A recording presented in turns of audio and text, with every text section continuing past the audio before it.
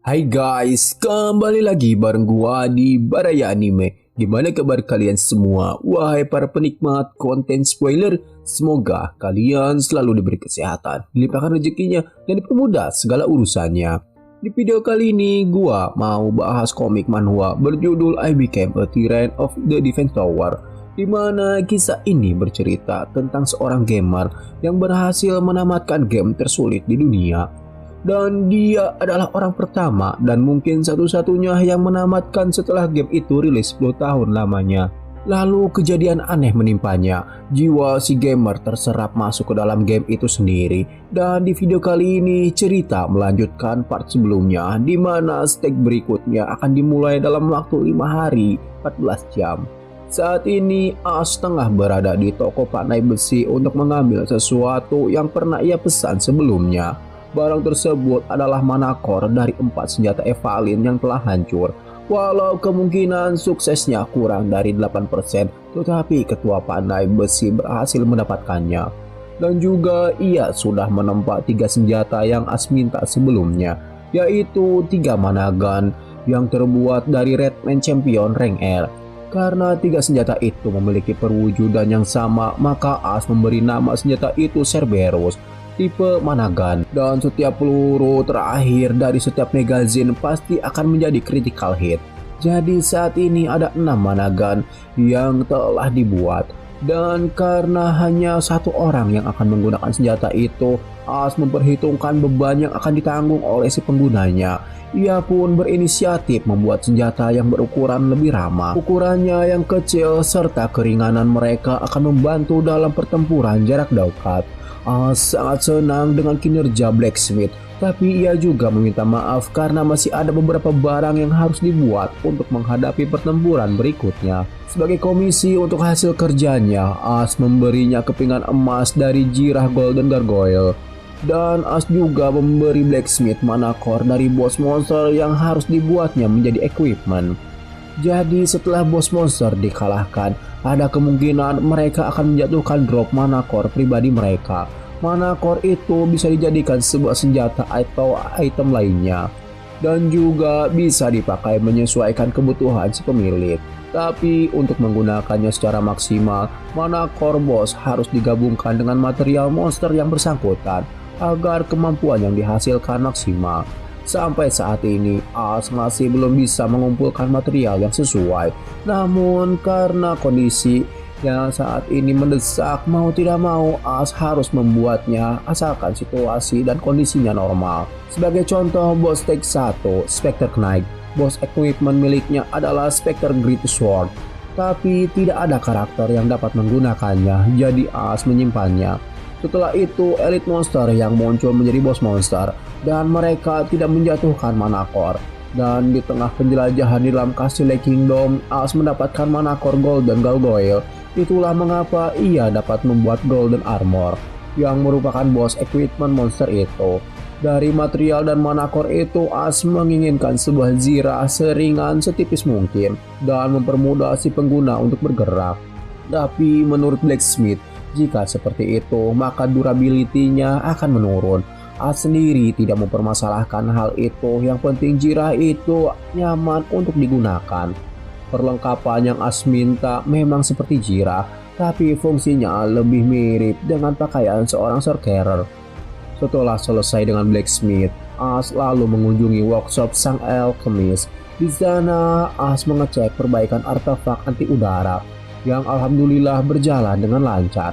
Tapi bukan itu alasan As datang ke sana. Tidak lain dan tidak bukan adalah Lily. "Hai Lily, pangeran favoritmu sudah datang," kata As seraya tersenyum lebar.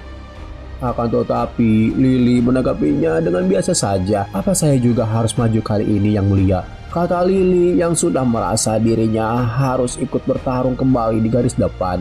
As pun mengiyakannya karena ternyata situasinya mengharuskan Lily ikut. Tapi ia merasa Lily selalu berpartisipasi dalam setiap pertempuran pertahanan di Crossroad. Lily menerima dengan pasrah karena itu salahnya sendiri terlahir sebagai seorang sorcerer. Lily pun menangis seedan-edannya hingga membuat As merasa bersalah. Namun As sangat membutuhkan Lily di pertempuran kali ini. Ia bersedia menerimanya namun dengan syarat. yaitu jika ada seorang sorcerer pemula yang bergabung dengan timnya, Lily meminta untuk Ash mengarahkan kepada dirinya semua. Karena sejatinya ia seorang sorcerer yang tidak terlalu berbakat. Di Ivory Tower, Lily tidak sempat belajar dengan guru yang bagus dan juga gagal mendapatkan pendidikan yang layak. Di masa depan pastinya akan ada sorcerer berbakat yang bergabung. Jadi Lily meminta Ash untuk memperlakukannya sebagai senior yang hebat agar tidak dibully oleh juniornya. Ash pun dengan tegas mengiyakannya, dan jika ada yang membulinya, Ash sendiri yang akan turun tangan menghukum orang itu. Ya, selama permintaannya bukan soal pensiun, Ash akan melakukan apapun untuk Lily. Ash pun berniat untuk segera mempertemukan anggota Aegis dengan Lily. Setelah menyelesaikan semua tugasnya, Ash kembali ke istana. Kekuatan utamanya yaitu Jupiter tidak bisa ikut bertempur kali ini. Tapi ia mempunyai subparty yang cukup bagus juga. Tapi masih banyak hal yang mengganggu pikirannya saat ini, yaitu bagaimana caranya melewati stake ini seefektif mungkin. Kombinasi dan strategi seperti apa yang harus digunakan. Dalam kebingungan itu, tiba-tiba kalung pendeteksi Dark Event menyala. Akan tetapi Ash tidak gentar sedikit pun. Dan Dark Event kali ini adalah bertambahnya satu bos monster yang akan meramaikan hasanah pergelutan. Setelah melihat itu, Ash langsung tertunduk lesu. Karena menurutnya satu bos monster gargoyle sudah merepotkan, apalagi dua. Untuk menghibur hatinya, Ash mencoba berpikir positif. Dengan adanya dua bos monster berarti item drop yang ia dapatkan juga akan 2 kali lipat. Dan 2 kali lipat poin EXP-nya. Soal dua bos monster itu, situasi seperti itu memang normal saat di penghujung game. Jadi Ash sudah tahu cara melawannya. Seperti pepatah yang diungkapkan oleh Ujang Usro, hal yang tidak bisa membunuhmu akan memperkuat dirimu, gitu cenah. Oke, kerahkan semua Dark Event yang kau punya. Berikan aku semua bos monster yang ada. Akan kubunuh kalian semua, dasar monster sialan. Semakin keras rintangan yang Ash hadapi, maka semakin cepat juga ia bertambah kuat. Dengan hujan yang semakin deras, stake keempat pun semakin mendekat. Namun di keesokan harinya, persiapan pertahanan yang telah Ash siapkan menemui masalah yang tidak terduga. Ash membawa God Hand untuk diperkenalkan dengan Lily, karena mereka akan menjadi rekan dalam pertempuran kali ini. Kemudian Lily menyeret Ash menjauh dari God Hand. Raut wajahnya berubah memucat. Lily pun mulai menjelaskan tentang asal-usul hidupnya dan bagaimana trait Fire Skin miliknya aktif. Jadi pada dahulu kala, orang tua Lily menemukan sekeluarga elf yang sedang diburu para pemburu budak. Dan orang tuanya mengasihi elf itu lalu memberinya tempat tinggal yang layak. Selama 1 tahun, para elf bekerja sebagai pembantu di rumahnya. Keluarga Lily sangat menghormati mereka, menyediakan segala kebutuhan hidupnya. Akan tetapi, air susu dibalas air tuba. Setahun kemudian, elf itu berkata kalau mereka tidak bisa memaafkan manusia. Jadi mereka membuka gerbang desa dan memanggil segerombolan goblin. Orang tua Lily dan semua orang tewas oleh para goblin itu, menyisakan Lily seorang. Menurut Lily, tidak peduli seberapa baiknya ia memperlakukan para elf, mereka akan terus membenci manusia. Dan kemungkinan suatu saat nanti God Hand juga akan mengkhianati Ash. Yang paling Lily takutkan, para elf itu akan mengacau di garis depan dan menimbulkan korban dari pihak manusia. Lily sangat membenci kaum elf, seperti ia sangat membenci sebuah pedang. Walau God Hand dan yang lainnya bukan orang yang menyebabkan desanya hancur, namun kebenciannya terhadap ras itu sudah tidak bisa ditoleransi. Dan mungkin para elf juga mempunyai perasaan yang sama. Itu adalah rantai kebencian yang tercipta dan ditempat selama beratus-ratus tahun yang lalu. Kemudian Ash dikagetkan dengan kehadiran God Hand yang mendadak berada di sampingnya. God Hand meminta maaf karena sudah lancang mengganggu percakapan mereka. Namun karena ia merupakan seorang agen, God Hand dapat mendengar apa yang sedang Ash dan Lily bicarakan. Ketika God Hand mendekat, raut wajah Lily kembali memucat. Ia benar-benar sangat membenci para elf. Kemudian God Hand berkata kepada Lily, jika ia tidak meminta Lily untuk dapat memaafkannya. Meski ia meminta maaf kepada Lily, itu tidak akan bisa mengobati luka yang tertancap dalam memori ingatannya. Akan tetapi, God Hand menegaskan saat ini mereka sedang berada di medan pertempuran. Dahulu kala, ras F dan manusia pernah bekerja sama untuk menumpas pasukan monster. Mereka mempunyai musuh yang sama. God Hand meminta Lily untuk mengesampingkan perasaan pribadi di antara mereka dan bertempur bersama di bawah kepemimpinan yang mulia As.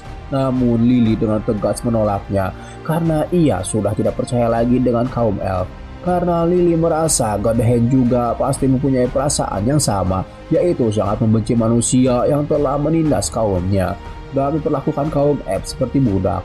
Kaum F dan manusia sudah berperang selama ribuan tahun, dan beberapa ratus tahun terakhir ras manusia telah memperbudak kaum elf, dan hal itu menjadikan mereka akan terus berselisih sampai salah satu dari ras mereka punah. Karena kalaupun dipaksakan, prajurit-prajurit lain juga akan merasa cemas bertempur bersama kaum elf. Lily pun menyalahkan As yang gegabah dalam merekrut pasukan tambahan, dan ia meminta As untuk meninjau ulang keputusannya. Tapi jika As membatalkan keputusannya, itu akan membuat Lily harus bertempur di garis depan. Hal yang paling Lily tidak senangi. Akan tetapi jawaban mengejutkan keluar dari mulut Lily. Jika ia lebih baik bertempur di garis depan, gugur di sana daripada bertempur bersama para elf. Melihat itu, As mulai dapat menggambarkan sebesar apa kebencian Lily terhadap para elf. Begitupun Lukas yang terus bersiaga di dalam istana mengawasi Ash, dan mungkin prajurit lainnya pun akan merasakan hal yang sama dengan Lily. Kemudian God Hand angkat bicara lagi. Ia ingin mengemukakan pendapat pribadinya tentang situasinya sekarang. Sesuai dengan ucapan Lily, God Hand sangat membenci ras manusia. Tapi saat ini itu tidak penting. Pada kenyataannya, sekarang kaum F sudah diperbudak oleh manusia setelah negaranya runtuh. Nyawa kaumnya dan juga timnya berada di tangan kekaisaran, sekaligus di tangan yang mulia As. Tanpa pengampunan dari kekaisaran, God Hand dan yang lainnya hanyalah makhluk rendahan yang bisa mati kapan saja. Jika ia membelot, nyawa mereka ada di tangan As. Sekali pencet, kalung yang melingkar di leher mereka akan meledak. Yang diinginkan God Hand saat ini hanyalah agar kaumnya bisa terus hidup dan agar rekan-rekannya juga terus bahagia. Apa yang God Hand rasakan sama dengan yang Lily inginkan. Ia tetap berada dalam pasukan walau lumpuh, tidak lain karena ia ingin melindungi orang-orang yang ia sayang. Manusia dan elf mustahil mempunyai hubungan yang baik, tapi mereka mempunyai musuh yang sama dan mereka dapat bertempur semata-mata untuk melindungi orang-orang yang mereka sayang. God Hand menegaskan kembali, apa perlu alasan lain agar Lily mau bertempur bersama dengannya. Dan akhirnya Lily pun luluh. Namun hanya untuk pertempuran kali ini saja, dan ia menerima bukan berarti Lily dapat memaafkan apa yang telah kaum F lakukan kepada keluarga dan desanya. Lily pun berkata kepada As jika ia mau bertempur bersama hanya di pertempuran kali ini saja. Jika parti F itu masih terus bertahan setelah pertempuran pertahanan, maka Lily akan meninggalkan garis depan. Setelah berkata seperti itu, Lily kemudian pamit untuk beristirahat. Melihat tingkah Lily pada saat itu, Al seperti melihat orang lain. Karena Lily yang ia kenal sangatlah baik, ramah dan sangat pengertian. Serta ia adalah orang yang bersedia mengorbankan dirinya demi kebaikan orang banyak. Tapi kali ini, Lily benar-benar mengekspresikan kebenciannya dengan sangat nyata. Selain sejarah kelam yang dialami Lily, emosi di antara manusia dan elf juga sangat rumit. As minta maaf kepada God Hand. Ia mengajaknya bertemu Lily hanya untuk memberi salam, tapi malah dibentak-bentak. God Hand memakluminya karena ia sudah terbiasa akan hal itu. Amukan Lily masih terbilang lembut menurutnya. Selain itu, God Hand merasa As sangat berbeda dengan manusia lainnya. Mereka yang telah memperlakukan F dengan baik masih menaruh curiga kepadanya. Ada hawa kecemasan yang tidak dapat disembunyikan oleh para manusia terhadap kaum elf. Tetapi As tidak memiliki hal itu, dan itu membuat God Hand sangat menaruh simpati kepadanya. Ya, As bisa begitu karena dirinya berasal dari dunia lain. Di bumi tempat asalnya, As hanya seorang netizen nolep yang tidak bisa apa-apa. God Hand berjanji, meski orang lain menaruh curiga terhadapnya dan timnya, atau merasa cemas dengan kehadirannya, ia akan membuktikan di pertempuran pertahanan kali ini kalau mereka juga dapat berguna bagi para manusia. Konflik yang terjadi di antara parti dan subpartinya membuat As merasa cemas akan jalannya pertempuran. Tapi itu adalah tugas sang komandan untuk menghadapi konflik antar personil seperti saat ini. Intinya mereka para elf sudah pasti harus bertempur di pertempuran kali ini. 3 hari kemudian sebelum pertempuran, As memberikan God Hand dan yang lainnya sebuah seragam. Timnya sangat senang menerimanya karena As sudah bersikap baik terhadapnya. Baju yang As berikan merupakan prototipe yang akan ia bagikan ke semua prajurit di Crossroad. As memberi tim God Hand seragam merupakan salah satu cara agar mereka merasa diterima di tempat itu. Karena di gamenya sendiri, untuk mendapatkan solidaritas di gamenya juga bisa dilakukan dengan cara produksi seragam. Memang mahal dan menguras tabungannya karena harus membuat untuk keseluruhan pasukan. Namun menurut pendapat As, para prajurit yang memakai seragam militer terlihat sangat keren.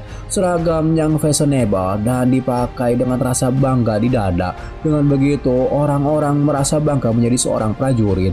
Seragam baru itu sudah disetujui Eder dan bahkan Evalin yang pernah tinggal di ibu kota berkata kalau seragam militer yang As buat itu bagus. Dan untuk menyembunyikan identitas God Hand bersama timnya, As menambahkan tudung di seragam mereka. Yang terakhir, As berkata mulai saat ini mereka bukan lagi tim 8 dari Aegis Counter Intelligence karena mereka sudah mati di tim itu. Mulai sekarang, God Hand dan yang lainnya merupakan unit khusus pangeran ketiga As von Hater Everblack bernama Shadow Unit. Mereka adalah narapidana mati yang seharusnya dieksekusi di garis depan. As berniat memberikan God Hand identitas baru, jadi akan merepotkan kalau terus memperlakukan mereka sebagai tim 8 Aegis Counter Intelligence. Oke Shadow Unit, mari kita berburu monster, kata As kepada unit barunya. 4 hari kemudian, pertempuran yang dinantikan pun tiba. Langit berubah menjadi hitam karena pasukan gargoyle yang mulai mendekat. Akankah As dapat memenangkan pertempuran pertahanan ini tanpa adanya korban jiwa? Dan apakah unit barunya akan melakukan tugasnya dengan baik? Kita saksikan di video berikutnya. Bye-bye!